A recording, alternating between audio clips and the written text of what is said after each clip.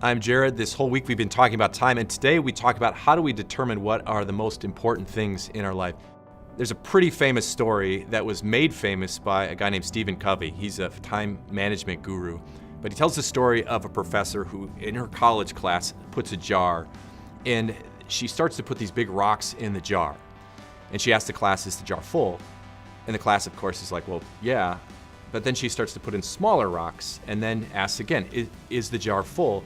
And they're kind of onto her, I think, at this point. So they say, yes.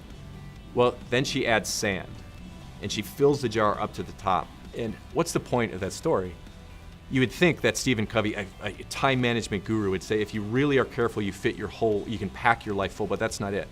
The point is, if you start with sand and you start with just small stones, you cannot fit the big things into the jar. You got to start with the big things to get them done.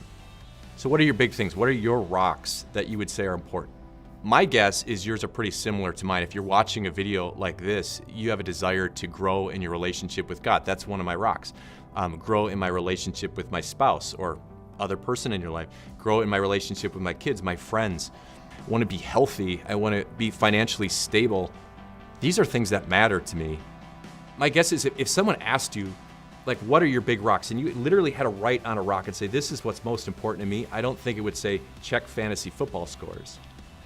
I don't think it would say, like, look up Lamar Odom and the Kardashians. I don't think it would say, burn the day on Facebook. Could you imagine yourself writing that out? That stuff's sand. Sand's great. You can make a castle, but you don't build a house on sand. You don't build a life on sand. You don't build anything on sand. You build it on a rock. You build it on the rock. Take a minute now. I mean it. Write down what are the most important things in your life and decide, am I spending my life on rocks or am I spending it on sand? Jesus gives you this encouragement.